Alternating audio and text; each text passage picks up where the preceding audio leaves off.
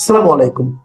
প্রিয় দর্শক, অন্য মঞ্চের আলাপচারিতায় আপনাদের সকলকে আমন্ত্রণ জানাচ্ছি। আমাদের সঙ্গে আজকে উপস্থিত আছেন বাংলাদেশের অযোগ্য উপদেষ্টারা, তাদের অযোগ্য পররাষ্ট্র উপদেষ্টা এমন একটা কথা বলেছেন, এমন একটা প্রতিবাদ করেছেন বাংলাদেশের কাছে, যেটা যাদের অভিজ্ঞতা আছে, এরকম কোনো উপদেষ্টা থাকলে, যাদের পড়াশোনা আছে, তাদের তাদের অভিজ্ঞতা আছে এবং যাদের অন্তত পৃথিবীর আইন কানুন সম্পর্কে বিন্দুমাত্র ধ্যান ধারণা আছে, তারা এই কথাটা বলতো না।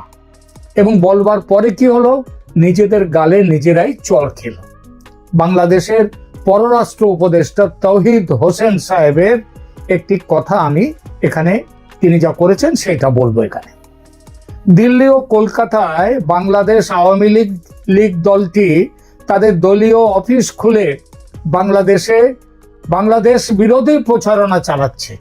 এই অভিযোগ তুলে বাংলাদেশ সরকার, বাংলাদেশের পররাষ্ট্র দপ্তর, তৌহিদ হোসেন সাহেব, তিনি অনুরোধ করেছেন ভারত সরকারকে এই ধরনের কাজের বিরুদ্ধে ব্যবস্থা নিতে। ভারত সরকার যথারীতি অভিযোগ অস্বীকার করেছে। কিন্তু প্রশ্ন ওঠে, আওয়ামী লীগ দল তো বাংলাদেশে নিষিদ্ধ নয়। আওয়ামী লীগ দলকে বাংলাদেশে নিষিদ্ধ? তা কিন্তু নয়। শুধু তাদের দলীয় কার্যক্রম নিষিদ্ধ করা হয়েছে। পৃথিবীর অন্য অনেক দেশে আওয়ামী লীগের অফিস আছে, সেসব দেশে আওয়ামী লীগের অফিস চলে। এসব অফিস যদি চলতে পারে, তাহলে ভারতে আওয়ামী লীগের অফিস থাকলে সেটা কেন এতটা আইন বিরুদ্ধ হবে যে তার জন্য প্রতিবাদ জানাতে এগিয়ে আসতে হবে দেশের পররাষ্ট্র উপদেষ্টাকে? তাও তার কাছে কোনো খবর নেই যে কোন জায়গায় আছে, কি আছে, কোনো পার্টিকুলার, কোনো পরিষ্কার তার কাছে সংবাদ নেই। তিনি যেটা অভিযোগটা করেছেন, সেটা বিবিসি বাংলা নামক একটি সংবাদ মাধ্যমের খবরের উপরে ভিত্তি করে। এই পুরো বিষয়টি নিয়ে আলোচনা করব আজকের এই পর্যায়ে, এই প্রতিবেদনে। ভারতে আওয়ামী লীগের অফিস প্রসঙ্গে আইনি অবস্থান ও আন্তর্জাতিক প্রেক্ষাপট, পটভূমি এবং বর্তমান পরিস্থিতি নিয়ে প্রথমে আলোচনা করব। বাংলাদেশের অন্তর্বর্তী সরকার গত 20 আগস্ট 2025 এই তারিখে একটি প্রেস বিবৃতির মাধ্যমে অভিযোগ করেছে যে ভারতের দিল্লি ও কলকাতায় আওয়ামী লীগের কার্যালয় স্থাপিত হয়েছে এবং দলটির নেতারা সেখান থেকে বাংলাদেশ বিরোধী কার্যক্রম পরিচালনা করছে। বাংলাদেশ সরকার ভারতকে এই কার্যালয়গুলো বন্ধ করার জন্য অনুরোধ জানিয়েছে। তবে ভারত সরকার, ওই যেটা আগেই বলেছি, এই অভিযোগ সম্পূর্ণভাবে অস্বীকার করেছে। ভারতের পররাষ্ট্র মন্ত্রণালয়ের মুখপাত্র রণধীর জয়সওয়াল স্পষ্ট করে বলেছেন যে আওয়ামী লীগের সদস্যরা ভারতে কোনো বাংলাদেশ বিরোধী কার্যকলাপে জড়িত আছে বা ভারতীয় আইনের পরিপন্থী কোনো কার্যকলাপে লিপ্ত আছে, সেই বিষয়ে ভারত সরকার অবগত নয়। আর এটা যদি ওই বাংলাদেশ সরকারের তৌহিদ হোসেন এবং তাদের পররাষ্ট্র দপ্তরের কাছে জানা ছিল যে এই বিষয়গুলো হচ্ছে, তাহলে তারা তো বলতে পারতো। তারা তা না বলে শুধু বলে দিয়েছে এই গোটা গোটা এরকম ভাবে বলে দিয়েছে, কোনো পার্টিকুলার অভিযোগের কথা বলেনি। এখন আওয়ামী লীগের বর্তমান আইনি অবস্থাটা কি?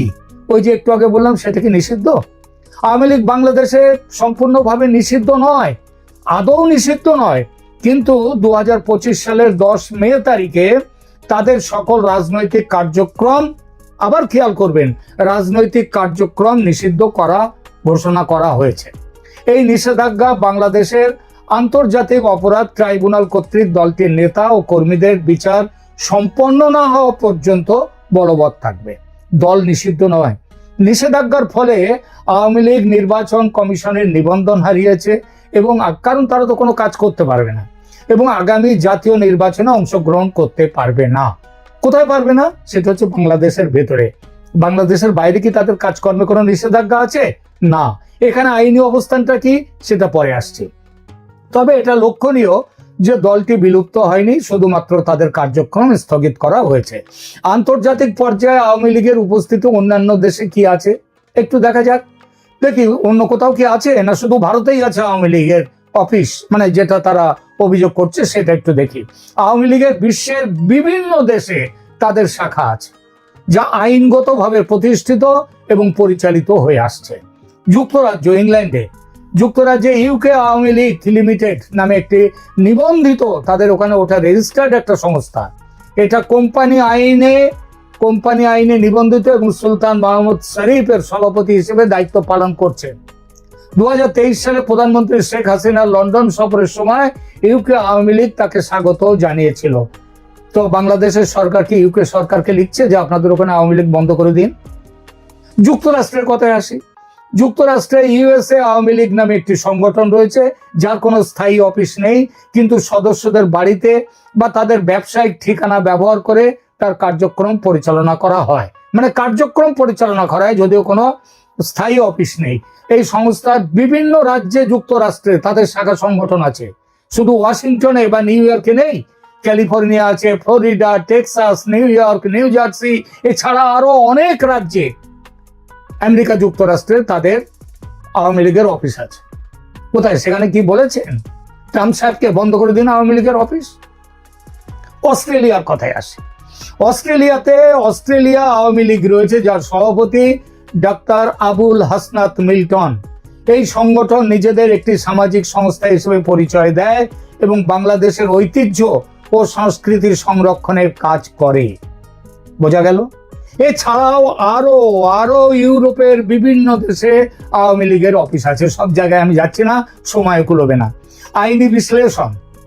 আন্তর্জাতিক আইন কি বলে? আন্তর্জাতিক আইনে একটি রাজনৈতিক দলের বিদেশে অফিস থাকা বা সেই অফিসে কার্যক্রম পরিচালনা করা কোনো অবৈধ কাজ নয়, যদি না সেই দেশের, মানে যে দেশে অফিসটা আছে সেই দেশের স্থায়ী আইন যদি তারা না ভাঙে, তাহলে তাদের কোনো কাজ অবৈধ নয়। রাজনৈতিক দলগুলোর সংগঠনের স্বাধীনতা আন্তর্জাতিক মানবাধিকার আইনের অংশ।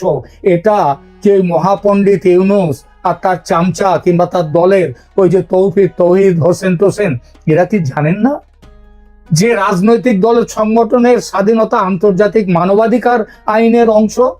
প্রাসঙ্গিক আন্তর্জাতিক মূল নীতিগুলো হলো কি জানেন? বলে দিই, সেটা শুনবেন ওখানকার বাংলাদেশের যারা এইসব কাজ নিয়ে হইচই করছেন। শুনুন, প্রাসঙ্গিক আন্তর্জাতিক মূলনীতিগুলো হলো সংগঠনের স্বাধীনতা, আন্তর্জাতিক নাগরিক ও রাজনৈতিক অধিকার চুক্তি, যেটাকে বলা হয় ICCPR, সেই রাজনৈতিক অধিকার চুক্তি অনুযায়ী রাজনৈতিক দলগুলোর সংগঠনের অধিকার সুরক্ষিত রয়েছে পৃথিবীর সর্বত্র। অভিব্যক্তির স্বাধীনতা, রাজনৈতিক মতামত প্রকাশের অধিকার রয়েছে আওয়ামী লীগের, সব দলের। আশ্রয়দানকারী দেশের সার্বভৌমত্ব, প্রতিটি দেশের যে দেশে যে নিয়ম, যদি ভারতের আইনে বলা থাকতো যে অন্য কোনো দেশের কোনো সংগঠন এখানে এসে, রাজনৈতিক সংগঠন এখানে এসে কাজ করতে পারবে না, তাহলে আলাদা কথা ছিল। কেন তিব্বত থেকে দালাই লামা আসবার পর ভারত শুধু তাকে এবং কয়েক লক্ষ তিব্বতীকে আশ্রয় দেয়নি, শুধু আশ্রয় দেয়নি, তাদেরকে এখানে সরকার পর্যন্ত গঠন করতে দিয়েছে।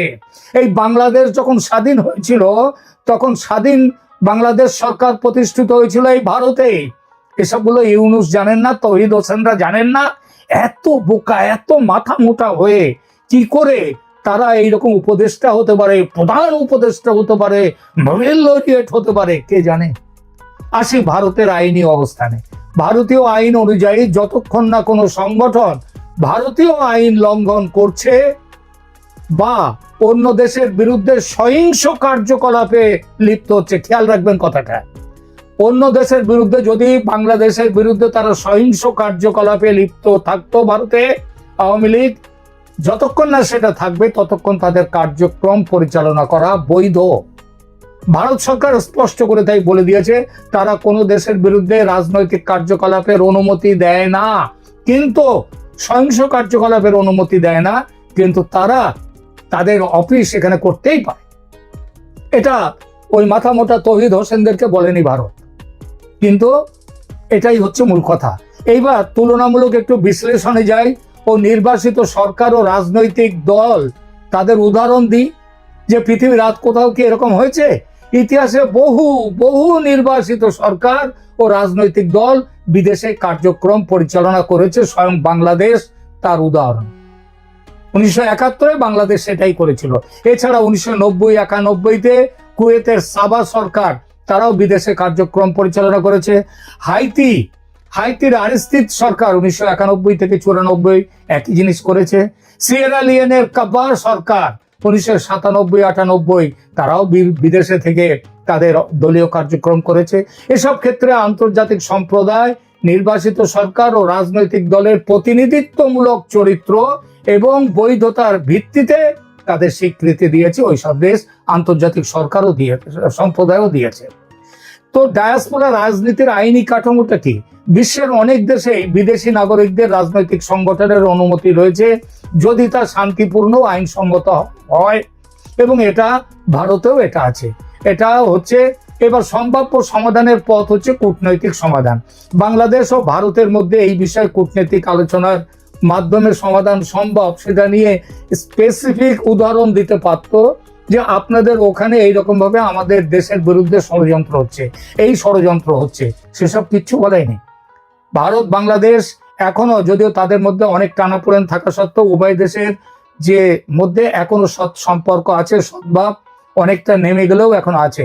সুতরাং উভয় দেশের স্বার্থ আইনি অবস্থান বিবেচনা করে একটি পারস্পরিক গ্রহণযোগ্য সমাধান খুঁজে বের করতে পারতো। তা না করে তৌহিদ হোসেন একটি বড় সড়ো তিনি একটি প্রতিবাদ পত্র লিখে দিলেন, যার আইনি মূল্য শূন্য।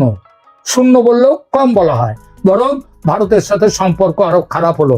ভারত বারবার চিঠি লিখেছে, 32 নম্বর ভাঙা হলো কেন ধানমন্ডি, কেন হলো, কেন সেটা নিয়ে ব্যবস্থা করা হলো না? বাংলাদেশ কোনো উত্তর দিতে পেরেছে? একের পর এক আওয়ামী লীগের অফিস ভাঙচুর করা হচ্ছে, দখল করা হচ্ছে। কি করছে বাংলাদেশ সরকার? আইনের শাসন। তাহলে আইনের পর্যবেক্ষণটা কি একটু বলে দিই। যদি আওয়ামী লীগের কোনো শাখা প্রকৃতপক্ষে আশ্রয়কারী দেশের আইন লঙ্ঘন করে বা অন্য দেশের বিরুদ্ধে ধ্বংসাত্মক কার্যকলাপে লিপ্ত হয়, তবে সংশ্লিষ্ট দেশের আইন প্রয়োগকারী সংস্থা মানে ভারতের, তারা যথাযথ ব্যবস্থা নিতে পারত। কিন্তু তা তো এখানে হয়নি, সেটা তো হয়নি। আওয়ামী লীগ তো কোনো রকম দেশ বিরোধী কাজ এখানে করছে না। আর ওই অফিস থাকা, অফিসের ঠিকানাও দিতে পারেনি। বাংলাদেশের বহু আওয়ামী লীগ থেকে বাংলাদেশ ছেড়ে চলে আসা বহু আওয়ামী লীগ নেতা কর্মী ভারতে আছেন। তারা যদি কোনো জায়গায় বসেন, কারো বাড়িতে বসেন, কোনো জায়গায় বসেন, বসার একটা জায়গা ঠিক করেন, তাহলে সেটা কি ভারত আপত্তি করবে? আপত্তি করতে পারে? কোন আন্তর্জাতিক আইনে এর বিরোধিতা আছে? কোথাও নেই। অতএব তৌহিদ হোসেন সাহেব, আপনার মুখে 2 গালে 2 থাপ্পড় মেরে দিয়েছে ভারত।